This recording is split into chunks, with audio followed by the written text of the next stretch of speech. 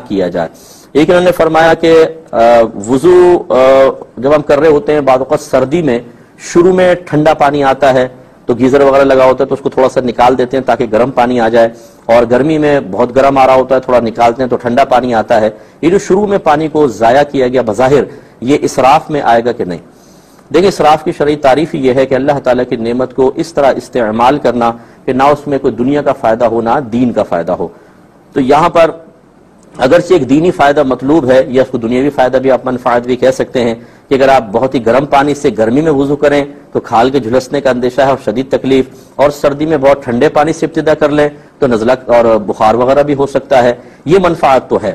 اس لیے اگر پانی بہائیں تو اس میں بظاہر اسراف نظر نہیں آتا، لیکن اس میں محتاط مسئلہ یہی ہے کہ آپ کوئی برتن رکھیں جس میں پہلے اس پانی کو لے لیں، اسے کیاری میں ڈال دیں، جانور کو پلا دیں یا سائیڈ میں رکھ دیں، بعد میں جب وہ نارمل ہو جائے پانی پھر اس کو استعمال کر لیں، لیکن اس طرح ضائع کرنا جو ہے یہ بالکل مناسب نہیں ہے۔ اور فرض کر لیں کہ آپ کسی ایسے مقام پر ہیں جہاں کوئی برتن ہی نہیں ہے کہ اس پانی کو آپ محفوظ کر سکیں، تو پھر وہی مسئلہ ہے کہ اپنی منفعت کے حصول کے لیے اور خود اپنے آپ کو نقصان سے بچانے کے لیے اگر تھوڑا بہت پانی آپ اس طرح نالی میں بہاتے بھی ہیں تو یہ شرعاً اسراف نہیں کہلائے گا، کیونکہ بظاہر یہاں پر دنیاوی فائدے کا حصول مقصود ہے۔ ایک یہ کہتے ہیں کہ میں عشاء کی نماز جو ہے وہ فجر سے بعض اوقات 30 منٹ پہلے آدھا گھنٹہ پہلے پڑھ لیتا ہوں، تو کیا یہ صحیح ہے؟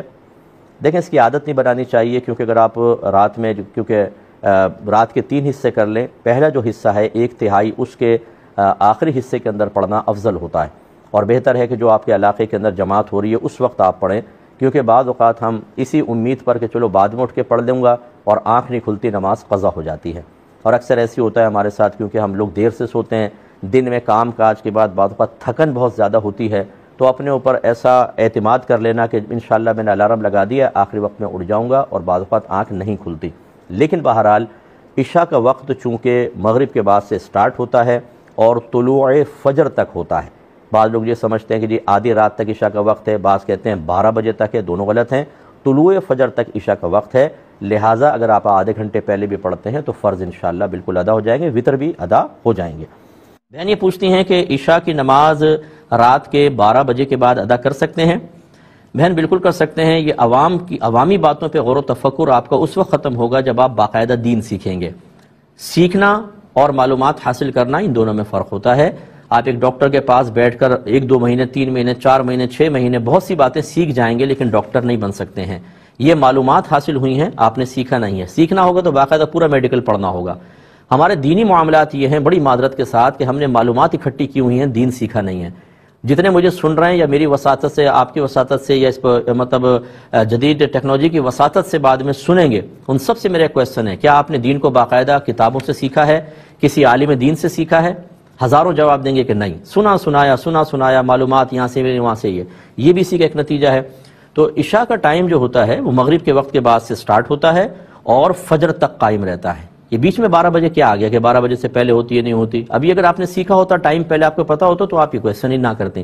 تو یہ میں کوئی آپ کو ڈانٹ نہیں رہا ہوں، بلکہ آپ کو صرف سمجھا رہا ہوں کہ یہ آئندہ کے لیے آپ کوشش کریں کہ باقاعدہ دین کو سیکھیے۔ اگر کوئی آپ کو سکھانے والا نہ ملے، میرا نمبر لے لیں یہاں سے، میں آپ کو گائیڈ لائن دے دوں گا کیسے دین سیکھنا چاہیے۔ آن لائن پڑھ لیں، آپ کسی طریقے سے دین تو سیکھیں۔ خلاصے کلام یہ ہے کہ عشاء کا وقت 12 بجے کے بعد ختم نہیں ہو جاتا، اور بعض کہتے ہیں مکروہ ہو جاتا ہے، مکروہ بھی نہیں ہوتا، پوری رات اس کا وقت ہے، حتیٰ کہ فجر کے وقت سے پہلے آپ عشاء کی نماز پڑھ سکتے ہیں۔ وتر وغیرہ تو دیکھیں ویسی سنت ہے کہ نبی کریم اکثر عشاء کے ساتھ وتر نہیں پڑھتے تھے بلکہ تہجد کے ساتھ پڑھتے تھے، اور وتر عشاء کی نماز کا ایک حصہ ہے۔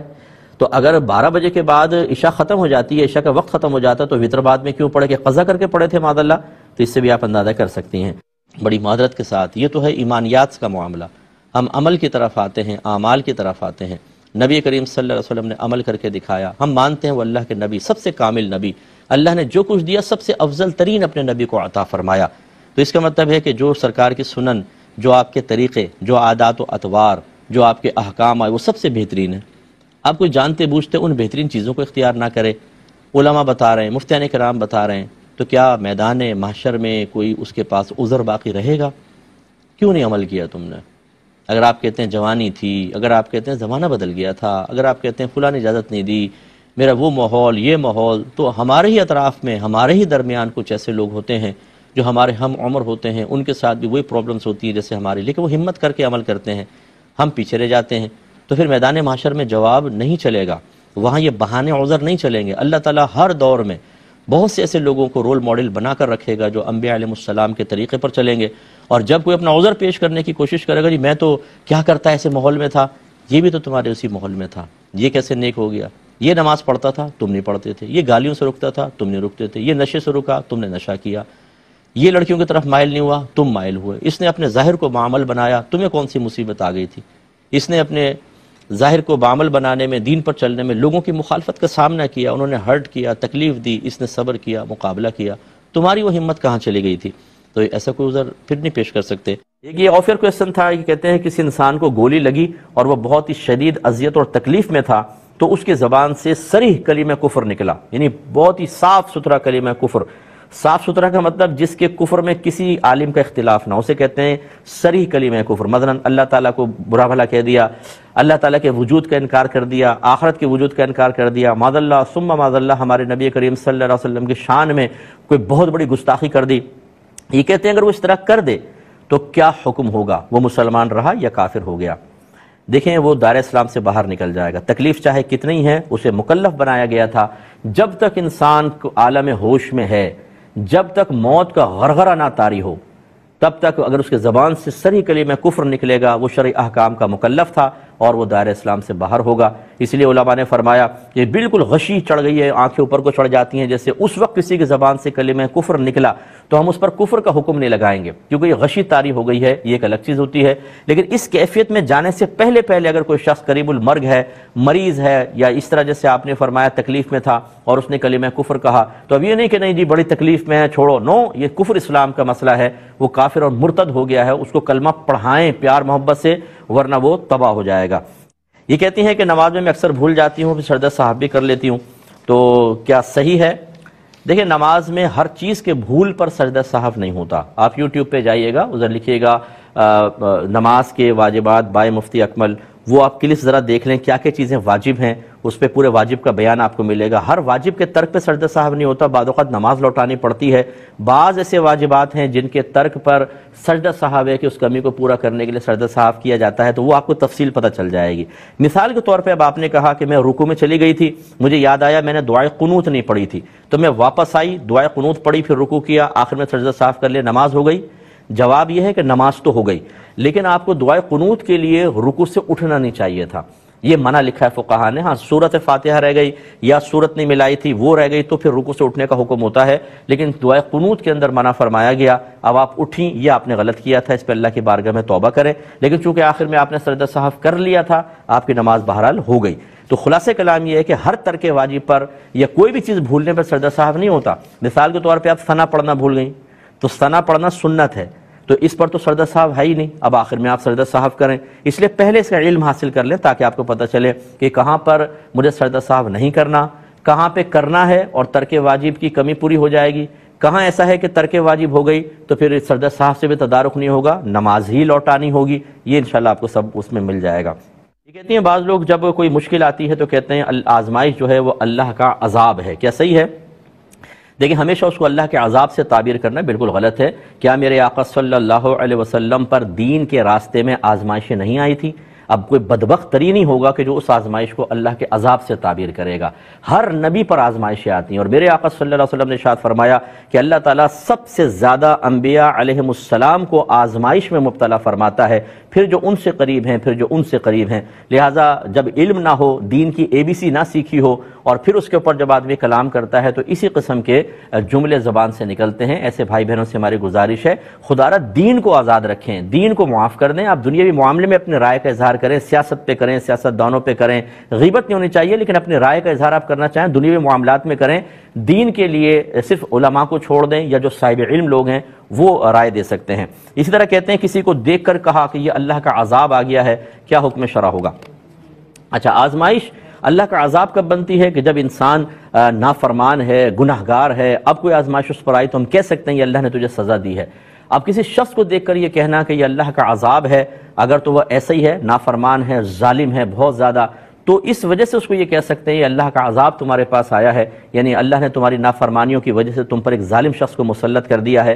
اب تو یہ جملہ غلط نہیں ہوگا، لیکن ہم بعض اوقات بیچارہ سادہ کوئی آدمی ہوتا ہے، بولتے ہیں تو اتنا منحوس آدمی ہے، جب اس کے قدم پڑتے ہیں گھر کے اندر کچھ نہ کچھ ہو جاتا ہے۔ بہنیں کہتی ہیں میرا کب ضرور ٹوٹتا ہے جب بھی یہ گھر کے اندر آتا ہے۔ ارے بھائی، جو تم سب کی آپ سب کی برکات کہاں چلی گئیں؟ اگر وہ ایک منحوس ہے، آپ بابرکت لوگ ہیں، کب کیسے ٹوٹ گیا؟ یہ خامخواہ غلط چیز ہوتی ہے۔ اس طرح کسی انوسنٹ انسان کو جو بیچارہ ایسا نہ ہو، اسے دیکھ کر کہنا یہ اللہ کا عذاب آ گیا ہے، یہ بالکل گناہ ہے، اور اگر اس کو بیچارے کو اطلاع ملی اور اس کا دل ٹوٹا تو دل آزاری کا وبال علیحدہ ہوگا۔ کسی نے پوچھا ہے کہ یہ بینک کارڈ جیسے اے ٹی ایم کارڈ ہوتے ہیں یا ڈیبٹ کارڈ پر اکثر ڈسکاؤنٹ ملتا ہے، کسی چیز کی پیمنٹ یا بل وغیرہ پے کرنے پر یہ ڈسکاؤنٹ لینا شرعاً جائز ہے یا نہیں؟ دیکھیں، یہ ہم تو اس کو منع ہی کرتے ہیں، کیونکہ آپ جو بھی پیسہ رکھواتے ہیں بینک میں اس کی شرعی حیثیت ایک قرضے کی ہے، اور پھر جو بھی اس پہ کسی بھی چیز پہ نفع دیا جاتا ہے وہ اصل میں اس قرضے کی بنیاد پر نفع دیا جاتا ہے، اور نبی کریم صلی اللہ علیہ وسلم نے اس قسم کے نفعوں کو منع فرمایا، ارشاد فرمایا کہ جو قرضہ نفع کھینچے وہ نفع سود ہے، اس لیے اس سے اجتناب کرنا چاہیے۔ ایک یہ بہن نے کویسچن کیا تھا کہ یہ بعض لوگ، یہ باہر کے ملک میں تھا کہ یہاں پہ مرد عورت تراویح کے لیے مساجد میں آتے ہیں اور آتے ہی اپنے فون چارج پہ لگا دیتے ہیں اور نمازیں پڑھنا شروع کر دیتے ہیں، تو یہ مسجد کی بجلی سے چارج کرنے کی کیا شرعی حیثیت ہے؟ دیکھیں، دو چیزیں ہوتی ہیں، ایک تو یہ کہ وہاں کا عرف ہی یہ ہے کہ چارجنگ کی اجازت ہوتی ہے، دیگر چیزوں کی جو مطلب جیسے پانی آپ استعمال کر رہے ہیں، بعض مساجد کے اندر باقاعدہ واٹر کولر لگے ہوتے ہیں، باہر کے لوگ بھی بھر کے لے جا رہے ہوتے ہیں اور کوئی منع نہیں کرتا، مسجد کی انتظامیہ اور جو نمازی حضرات ہیں ان کو بھی پتہ ہوتا ہے کہ بھئی یہ پانی لے جائیں گے، اس کے باوجود وہ چندہ دیتے ہیں۔ تو جہاں اس طرح کا عرف رائج ہو جائے وہاں تو شرعاً کوئی حرج نہیں، کیونکہ اس وقت چندہ دینے والوں کے ذہن میں ہوتا ہے کہ بھئی کبھی ہم بھی اس سے چارج کریں گے، دوسرے بھی چارج کرتے ہیں، تو اس میں کوئی مسئلہ نہیں ہے۔ لیکن اگر ایسا وہاں کا عرف نہ ہو، جیسے ہماری مساجد کے اندر ایسا عرف پاکستان، کم از کم کراچی کے اندر تو نہیں ہے، پاکستان میں بھی نہیں ہے کہ آ کے اپنا چارجر لگا دیا وہاں پر یا موبائل چارج پہ لگا دیا، معتکفین کے لیے ہو سکتا ہے، یہ عرف ہمارے ہاں ہے کہ معتکف جو ہوتا ہے وہ آ کر لگاتا ہے چارج پر اور سب لوگوں کا ذہن بنا ہوتا ہے تو وہ کوئی مسئلہ نہیں ہوتا۔ تو اس لیے اگر جہاں عرف رائج نہیں ہے وہاں احتیاط کرنی ہوگی، وہاں پہ پھر ایسا کرنا چاہیے کہ آپ اندازہ کریں کہ اس چارجنگ کے کتنے پیسے بنتے ہوں گے، جتنی میں نے بجلی یوز کی ہے اتنا پیسہ آپ گلے میں ڈال دیں، ان کو دے دیں، مسجد والوں کو یہ بیسٹ ہے۔ لیکن جہاں عرف رائج ہے وہاں پر ہے، اور اس کی بس یوں سمجھ لیجئے کہ جب میں ایک چندہ دیتا ہوں مسجد میں تو میرے ذہن کے اندر وہ کام ہوتے ہیں جو اکثر مسجد کے اندر ہو رہے ہوں، تو جو متولی ہوتا ہے ان کاموں کے علاوہ میرا پیسہ استعمال نہیں کر سکتا ہے۔ تو جہاں چارجنگ کا عرف ہی نہیں ہے، لازم بات ہے اگر میں وہاں چندہ دے رہا ہوں تو میرے ذہن میں یہ نہیں ہے کہ میرا جو پیسہ ہے وہ ایسی بجلی کے اندر استعمال کیا جائے جس سے لوگ چارج کر رہے ہوں، تو یہ عرف کے خلاف اسی وجہ سے پھر منع کر دیا گیا۔ اور جہاں عرف ہے لوگ دیکھ رہے ہیں اس کے باوجود چندہ دے رہے ہیں اور منع نہیں کرتے، کوئی آبجیکشن نہیں ہے، اس کا مطلب ان کا پہلی ذہن بنا ہوا ہے کہ ٹھیک ہے ہمارا چندہ اس کام میں بھی استعمال ہو جائے۔ تو اب اگر محتمم منع نہیں کر رہا تو اس کا مطلب ہے وہ اسی کام میں پیسہ استعمال کر رہا ہے جس میں پیسہ دینے والے کا پہلے ذہن بنا ہوا ہے، اس لیے پھر وہ جائز ہوتا ہے۔ کہتے ہیں ایک لڑکی عدت میں تھی، کسی نے نکاح کا پیغام دیا، لڑکی نے قبول بھی کر لیا، کیا حکم شرع ہوگا؟ دیکھیں، دوران عدت یہ قرآن کا فیصلہ ہے جس کا مفہوم یہی ہے کہ صراحتاً پیغام دینا کہ میں تم سے شادی کر لوں گا عدت ختم ہونے کے بعد، یہ حرام ہے، گناہ ہے، اور لڑکی کا قبول کرنا بھی گناہ ہے۔ ہاں اشارتاً کنایتاً اگر ہو، جیسے لڑکی سن رہی ہے اور کسی سے کہہ رہا ہے میں چاہتا ہوں کہ ان اوصاف کی کوئی عورت مجھے ملے تو میں اس سے نکاح کر لوں، اور وہ اوصاف اس عورت میں ہے اور وہ سمجھ جائے کہ میری بات کر رہا ہے اور وہ اس پیغام کو قبول کر لے، یہ اشارتاً کنایتاً پیغام دینا ٹھیک ہے۔ لیکن اگر اس کے باوجود یہ صراحتاً پیغام دینے کے باوجود یہ نکاح کریں گے، نکاح صحیح ہوگا، لیکن یہ پیغام دینا گناہ تھا، لڑکی کا قبول کرنا گناہ تھا۔ یہ بہن کہتی ہیں کہ کورٹ سے کسی عورت نے خلا لے لیا، اب یہ میاں بیوی آپس میں رجوع کرنا چاہتے ہیں تو کیا طریقہ کار ہوگا؟ دیکھیں، سب سے پہلے تو ہم یہ بات سمجھاتے ہیں کہ کورٹ کی طرف سے نافذ خلا، جس کو لوگ خلا کہتے ہیں، ہم اس کو فسخ نکاح کہتے ہیں۔ فسخ مینز ختم کرنا، فے سین خا، خے جس کو اردو میں کہتے ہیں، فسخ نکاح، نکاح کا ختم کرنا۔ جج جو ہے فسخ نکاح کرتا ہے، خلا تو شوہر کرے گا، خلا شوہر کی طرف سے ہوتا ہے، پیسوں کے بدلے میں جو طلاق دی جاتی ہے اس کو خلا کہتے ہیں، اور بغیر پیسوں کے جو طلاق دی جاتی ہے اس کو طلاق کہتے ہیں۔ خلا طلاق شوہر کا حق ہے، شوہر ہی دیتا ہے۔ جج جو ہے وہ بعض صورتوں میں ون سائیڈڈ فسخ نکاح کرتا ہے۔ اچھا، اب جج کا اس میں قصور نہیں، جج کے سامنے جیسے دلائل آتے ہیں وہ ان کی روشنی میں فیصلہ کرنے کے پابند ہیں۔ بیچ میں جو کردار ادا کرتے ہیں وہ بعض اوقات وکلا کرتے ہیں۔ وکیل کہتا ہے بہن تمہارا کیس ہے کمزور، تمہیں تھوڑا سا اس میں اور اپنے پاور پیدا کرنی ہوگی، تب شوہر سے جان چھوٹے گی تمہاری۔ عورت کہتی ہے کیا کروں؟ بولتے ہیں الزام لگاؤ، یہ کہو کہ شوہر شراب پیتا تھا، مارتا تھا، پیٹتا تھا، قتل کی دھمکیاں دیتا تھا، غیر عورتوں سے اس کے مراسم تھے، جوا کھیلتا تھا اور دیگر گندے کام کرتا تھا، اس طرح کی چیزیں لکھ کر بعض اوقات طلاقیں لی جاتی ہیں۔ تو ان چھوٹی چھوٹی ایک تو چھوٹی ریزنز کی وجہ سے، اور دوسرا جھوٹ لکھ کر جو اس طرح فسخ نکاح کروایا جاتا ہے، یاد رکھیں یہ دنیاوی قانون کے اعتبار سے تو نافذ مان سکتے ہیں لیکن شریعت کے اعتبار سے نہیں ہوگا۔ وہ عورت شوہر کی ملکیت میں رہے گی، اور جب شوہر کی ملکیت میں رہے گی تو کسی اور سے نکاح نہیں کر سکتی، اور اگر کرے گی ایجاب و قبول ہوگا تو ایک عورت کسی کی اگر منکوحہ ہے تو حالت نکاح قائم رہنے کے باوجود دوسرا نکاح ہوتا ہی نہیں، جب ہوگا نہیں تو اس کے ساتھ رہنا گناہ، جتنے بچے پیدا ہوں گے وہ سب کے سب ناجائز۔ تو یہ ہمارے خدا را جو ہمارے والدین ہمیں سن رہے ہوں یا کوئی ایسی خاتون ہمیں سن رہی ہوں جو جوش میں آ کے فوراً کورٹ پہنچی اور اپنی مرضی کا وہاں پہ نتیجہ مرتب کر کے سمجھا کہ میں آزاد ہو گئی، اس طرح آپ اللہ تعالیٰ اس کے رسول کے قانون کی دھجیاں بکھیر کر اپنے لیے خوشی کا سامان نہیں کر سکتی ہیں۔ آپ کے اوپر اتنا وبال ہوگا ایسے والدین پر بھی جو دین نہیں سیکھتے، ہم جیسے لوگوں کو گالیاں بکنے کے لیے تیار ہوتے ہیں، جب ہماری اس طرح کی کوئی اسپیچ سنتے ہیں تو پھر وہ برا محسوس کر لیتے ہیں کہ جی یہ کیا، یہ مولوی صاحب ایسا کہہ رہے ہیں۔ ارے بھائی اگر آپ کے پاس ہمارے جواب کے مقابل کوئی قوی دلائل ہیں وہ پیش کر کے بتائیے نا، یا دین آپ نے اپنا خود بنا لیا ہے، آپ جیسا چاہیں دین کو مولڈ کر لیں، سب کچھ کر لیں۔ ہماری کورٹس میں اکثر برٹش لاء چل رہا ہے، وہاں تو ایک شخص کی گواہی قابل قبول ہوتی ہے جبکہ شرعی لحاظ سے دو شخص کی گواہیوں کے بغیر تو معاملہ ہی نہیں ہو سکتا۔ تو اب یہ نہ سمجھیں کہ آپ جو کورٹ میں جو کچھ ہو رہا ہے وہ شریعت کے موافق ہو رہا ہے، وہ برطانیہ کے قانون کے تابع ہیں، اسی پر وہ فیصلہ کر رہے ہیں، شریعت کورٹ اکثر نہیں ہوتے ہیں۔ اور پھر مطلب جو میں نے آپ کو بتایا کہ فقہ حنفی کی روشنی میں ایسا نہیں ہو سکتا ہے کہ ون سائیڈڈ فسخ نکاح ہو جائے۔ تو پہلی بات تو یہ دیکھیں کہ ہوا تھا کہ نہیں، اگر نہیں ہوا تھا تو رجوع کی ضرورت ہی نہیں، میاں بیوی ہیں آپ ساتھ رہنا شروع کر دیں۔ اور فرض کر لیں کہ کسی ویلڈ ریزن کی بنا پر ہو گیا تھا، جیسے مثال کے طور پہ شوہر بہت ہی زیادہ حقیقتاً مارتا ہے، پیٹتا ہے، بعض اوقات قاتلانہ حملہ بھی کر دیا ہے، عرصہ دراز ہو گیا ہے، بیوی کے پاس ذرائع آمدنی نہیں ہے، شوہر خرچہ نہیں دیتا، وہ بیچاری پیسے کو ترس رہی ہے، بھوکی پیاسی، کپڑے اس کے پاس نہیں ہیں، مانگ کے گزارا ہو رہا ہے۔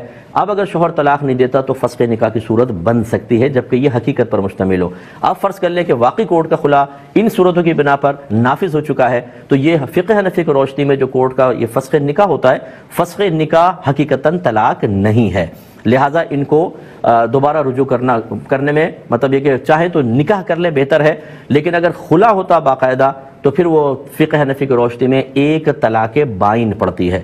ایک طلاق بائن کا مطلب ہوتا ہے کہ فوراً عورت نکاح سے نکل جاتی ہے اور واپس آنے کے لیے جدید نکاح کرنا ہوگا، بشرطے کہ اس سے پہلے شوہر 2 طلاق نہ دے چکا ہو، کیونکہ 2 کے بعد یہ خلا تو تیسری طلاق ہو گئی، اگر پہلے نہیں دی تھی تو خلا 1 طلاق اور یہ دوبارہ نکاح کے ساتھ رجوع کر سکتے ہیں۔ میرا جواب ایک دم سننا اور سمجھنا تھوڑا سا مشکل ہوگا، یہ یوٹیوب پہ ڈل جائے گا، آپ اس کو 2-3 دفعہ سنیں گے تو تمام صورتیں کلیئر ہو کے آپ کے سامنے آ جائیں گی۔ ایک بھائی نے کہا کہ بعض لوگ یہ چپس بیچتے ہیں اور چاٹ وغیرہ بیچ رہے ہوتے ہیں اور ناپ تول کر نہیں بیچتے، اس کی آمدنی کی کیا شرعی حیثیت ہوگی، انکم جو ہوتی ہے؟ دیکھیں جو اس قسم کی چیزیں ہوتی ہیں ان کی چاہے مقدار نہ پتہ ہو بظاہر، یعنی ایکوریٹ مقدار کی یہ کتنے چھٹاک ہے، کتنے پاؤ ہے، لیکن ایک مقدار ظاہر ہوتی ہے۔ مثال کے طور پہ چپس کے پیکٹ ہوتے ہیں، جی یہ 2 روپے والا پیکٹ ہے، یہ 5 روپے والا ہے، تو دیکھنے والا اندازہ کر لیتا ہے بھئی 2 روپے کا اتنا ہوگا اور 5 کا اتنا، یہ بیع بالکل جائز ہے۔ فقہا نے لکھا ہے اگر گندم کا ڈھیر پڑا ہو اور آپ کو یہ نہیں پتا اس میں کتنے کلو ہیں اور کوئی اس کو مشارن الیہ بنا کر کہے کہ یہ ڈھیر میں اتنے روپے میں دوں گا، تو چاہے آپ کو مقدار نہ پتا ہو اس کی بیع بالکل جائز ہوتی ہے۔ یہی پلیٹ کا حساب ہوتا ہے، چھولے والے جو ہوتے ہیں نا، یہ پلیٹیں ہوتی ہیں ان کی، اس پلیٹ میں جی 20 روپے کی پلیٹ ہے، یہ 50 روپے کی پلیٹ ہے، یا مسالہ یا اس میں چھولے کی مقدار کی کمی بیشی، یہ اس طرح کے ہمارے معاشرے میں عرف رائج ہے کہ اصل مقدار نہیں بھی پتا ہوتی، قیمت اس کی اسی طرح تھوڑی بہت مقدار کے اندازے سے متعین کی جاتی ہے، تو اس میں کوئی حرج نہیں، انکم بالکل جائز ہے۔ لیکن انہوں نے کہا کہ کوئی اگر داڑھی میں کالا خضاب لگائے تو اس کی نماز کا کیا حکم ہے؟ دیکھیں اس میں علماء کا اختلاف ضرور ہے، لیکن ہم اسی حدیث کے اوپر عمل کرتے ہیں۔ اگر آپ ہماری رائے معلوم کریں کہ نبی کریم صلی اللہ علیہ وسلم نے ارشاد فرمایا کہ جو داڑھی میں کالا خضاب لگاتا ہے بروز قیامت وہ جنت کی خوشبو بھی نہیں پا سکتا، اس طرح کے کلمات موجود ہیں، تو لہٰذا داڑھی میں کالا خضاب لگانا، کالا رنگ لگانا یہ منع ہوگا۔ دوسرے کلرز یوز کر سکتے ہیں، ڈارک براؤن لگا لیں۔ اچھا اب نماز کا مسئلہ کیا ہے؟ اچھا بعض علماء کہتے ہیں ٹھیک ہے بھائی، ان کی اپنی ایک لاجک ہے، وہ اپنے تعویلات کرتے ہیں، جائز بھی کہتے ہیں، اس لیے عوام الناس کو چاہیے کہ فوری طور پر کسی کی گرفت کی طرف نہ آئیں۔ ہو سکتا ہے کسی شخص نے کسی مفتی صاحب سے فتویٰ لینے کے بعد کالا خضاب لگایا ہو، تو اب آپ اس کو قابل گرفت نہیں کہہ سکتے کیونکہ اس نے باقاعدہ ایک مفتی صاحب سے فتویٰ لیا ہے۔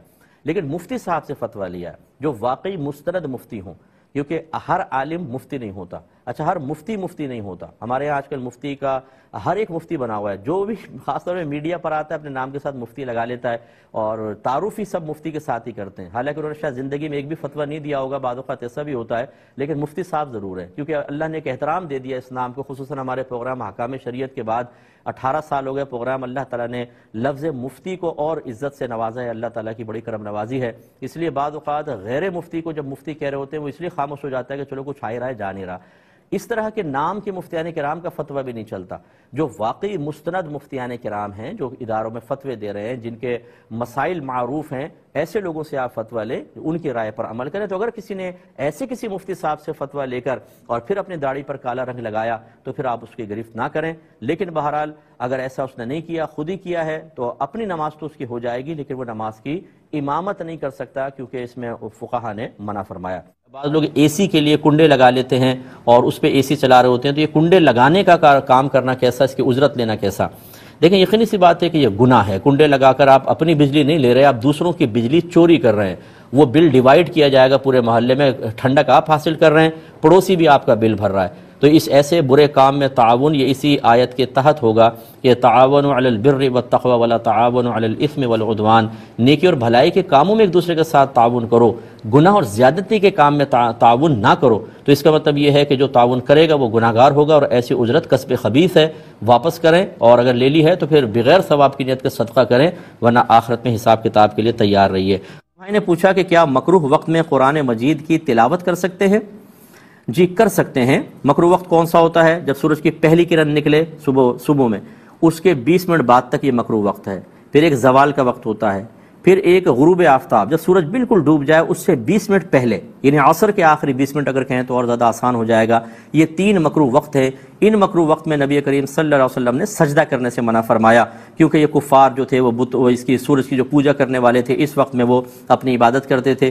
اس لیے فقہا نے منع فرمایا کہ ویسے تو سجدے کی ممانعت تھی، دیگر جو عبادات ہیں وہ بھی اختیار نہ کی جائیں، لیکن منع نہیں ہے. اسی لیے کہا جاتا ہے کہ اگر جنازہ عین مکروہ وقت میں آیا تو وہ پڑھنا شرعاً جائز ہے. ہاں، اگر کراہت اس میں ہے کہ پہلے سے آ چکا ہو، اتنی تاخیر کرنے کے زوال کے وقت داخل ہو جائے. اس کا مطلب ہے کہ دیکھیں، نماز جنازہ پڑھنا منع تو نہیں ہے، اسی وقت میں فرمایا اگر آئے تو پڑھ سکتے ہیں، اس لیے مطلقاً منع نہیں ہے. ہاں، یہ ضرور ہے، علماء نے فرمایا کہ آیت سجدہ نہ پڑھیں. وہ بھی مطلب کوئی ایسا نہیں ہے کہ آیت سجدہ پڑھنا گناہ ہوگا. وجہ یہ ہے کہ آیت سجدہ پڑھیں تو مستحب ہے کہ فوری طور پر سجدہ کر لیں، مستحب افضل، ورنہ آپ تاخیر سے بھی کر سکتے ہیں. اور اس وقت چونکہ آپ سجدہ کر نہیں سکیں گے تو ترک مستحب لازم آئے گا. اس لیے فرمایا کہ مناسب نہیں ہے آیت سجدہ کی تلاوت خاص طور پہ کرنا، ورنہ آپ آیت سجدہ پڑھ سکتے ہیں. بہرحال صرف تو مستحب ترک ہوگا، یا اس کے علاوہ جو قرآن پاک جو آیات سجود پر مشتمل نہ ہو پڑھ سکتے ہیں، اس میں کوئی حرج نہیں ہے. بسم اللہ الرحمن الرحیم. ایک بھائی نے کویسچن کیا تھا کہ جانوروں کی شکلیں ہم بناتے ہیں، اس کا کاروبار کرنا کیسا ہے؟ تو دیکھیں، شرعاً جائز نہیں ہے. ایک شخص حضرت ابن عباس رضی اللہ تعالیٰ عنہ کے پاس آیا اور اس نے کہا کہ میں تصویریں بنا کر ہی سیل کرتا ہوں. آپ نے فرمایا کہ نہیں، یہ جائز نہیں ہے. بروز قیامت ایسے لوگوں سے کہا جائے گا کہ اس تصویروں میں جان ڈالو. تو وہ گھبرا گیا، اس نے کہا کہ اس کے علاوہ تو میرا کوئی ذریعہ معاش ہی نہیں ہے. تو آپ نے فرمایا تم بے جان چیزوں کی بناؤ. تو اس لیے یہ شرعاً بہرحال جائز نہیں ہوتا. باہر کے ملک سے کسی نے کویسچن کیا تھا کہ ہم بعض اوقات راستے میں جا رہے ہوتے ہیں تو بائبل جو ہے وہ پڑھی ہوئی مل جاتی ہے ہمیں، تو کیا ہم اسے احتراماً تعظیماً اٹھا کے سائیڈ میں رکھ سکتے ہیں یا نہیں؟ دیکھیں، پہلے ایک بات سمجھ لیجئے کہ آسمانی کتابیں جو بڑی ہیں 4 ہیں، قرآن، توریت، زبور، انجیل، اور پھر قرآن مجید نازل ہوا. انجیل کو ہی بائبل کہتے ہیں. تو یہ جو اللہ نے نازل فرمائی جس شکل میں، وہ بالکل حق ہیں اور اس پر ہمارا ایمان لانا لازم ہے. ایک بھی آسمانی کتاب کا انکار کریں گے تو کافر ہو جائیں گے. لیکن اللہ تبارک و تعالیٰ کی حکمت بالغہ یہ رہی کہ اس نے ان 3 کتابوں کو انسانی تصرفات سے محفوظ نہ فرمایا، کیونکہ وہ شریعتیں ختم ہونی تھیں تو ان کو غیر محفوظ رکھا. تو لوگوں نے ان میں بہت تصرف کیے اپنے اپنے ذاتی مفادات کے لیے. اب جو یہ بائبل یا انجیل آپ کے پاس ہیں، تقریباً 32 یا 33 اناجیل اس وقت دنیا میں ہیں، ان میں سے کون سی اللہ تعالیٰ کا کلام ہے، کون سا نہیں؟ اگر ایک کتاب لے لیں، ان میں کون سی باتیں اللہ کی طرف سے ہیں اور کس نے اپنے پاس سے ایڈ کر دی ہیں، کوئی بھروسہ نہیں. لہٰذا آج کل کی جو وہ آسمانی کتابیں اگر آپ کو کہیں اس نام سے نظر آئیں تو ہمارا اس پر ایمان نہیں ہے، ہمارا ان کتابوں پر ایمان ہے جو اللہ نے نازل فرمائی تھیں. لہٰذا اب ان کتابوں کی، ان آسمانی کتابوں کی مثل تعظیم کرنا، یہ گویا کہ غیر اللہ کے کلام کی اس طرح تعظیم کرنا ہے جیسے اللہ کے کلام کی تعظیم کرنا، اور یہ شرعاً درست نہیں ہوگا. لہٰذا اسے ایک آسمانی اور محترم اور اللہ کی کتاب سمجھ کے اٹھانا تو شرعاً جائز نہیں، کیونکہ پھر آپ کا اس پر ایمان ہے گویا کہ یہ اللہ کا کلام ہے، اور اس میں جتنی خرافات انسانوں نے داخل کی ہیں آپ اسے بھی سمجھ رہے ہیں اللہ کا کلام ہے۔ تو جس طریقے سے قرآن کو غیر قرآن کہنا کفر ہوتا ہے، ایسے ہی غیر قرآن کو قرآن کہہ دینا یہ بھی کفر ہے۔ ایسے ہی پچھلی آسمانی کتابوں میں جو اللہ کی آیات ہیں ان کو کہنا یہ اللہ کی نہیں ہے، تب بھی کفر، اور جو اللہ کی نہیں ہیں انہیں کہنا اللہ کی آیات ہیں، تب بھی کفر۔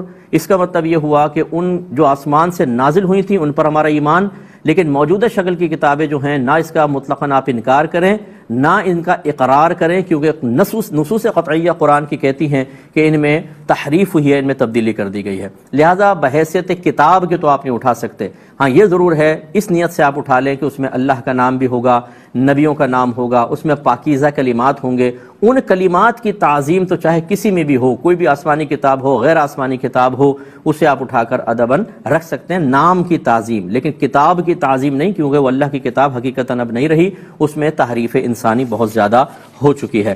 یہ ضرور ہے حدیث میں کہ اگر کسی نے بغیر بسم اللہ کے وضو کیا تو اس کے اتنے ہی اعضاء گناہ سے پاک ہوں گے جس پہ پانی بہا ہے، اگر کوئی بسم اللہ پڑھ کے کرے گا تو پورا جسم گناہوں سے پاک ہوتا ہے، یعنی فضیلت ہے، اگر نہیں پڑھیں گے تو فضیلت سے محروم۔ جوتوں پر مسح نہیں ہو سکتا، کیونکہ جرابوں پر نبی کریم نے جن جرابوں پر مسح فرمایا یا موزوں پر مسح فرمایا وہ بڑے گف تھے اور ٹخنے سے اوپر تک گئے ہوئے تھے اور بالکل پیر میں جمے ہوئے تھے، اور ایسے تھے کہ اگر آپ پانی ڈالیں تو فوراً وہ پانی کھال تک نہ پہنچے۔ ان اوصاف کے حامل اگر آپ نے ساکس پہنے ہوئے ہیں ان پر تو مسح ہو سکتا ہے، لیکن جوتے کے اوپر مسح نہیں ہو سکتا، کیونکہ جوتا عموماً ٹخنے سے نیچے ہوتا ہے، تو اس لیے آپ موٹے ساکس پہنیں کہ اگر اس پہ پانی ڈالیں فوراً کھال تک نہ پہنچے، پھر آپ باقی وضو یعنی پہلے پاؤں دھو کے یہ ساکس پہنیں، آفس چلے جائیں وضو نہیں ٹوٹنا چاہیے، یعنی وضو ٹوٹنے والا کوئی چیز نہیں پائی جانی چاہیے۔ اب اگر آپ جب وضو کرتے ہیں تو 3 اعضاء دھو لیں اور موزے پہ صرف مسح کر لیں، ہاں اگر آپ نے موزے اتار دیے تو یہ مسح ختم ہوگا، پھر دوبارہ پاؤں دھو کر یہ موزے پہننے ہوں گے۔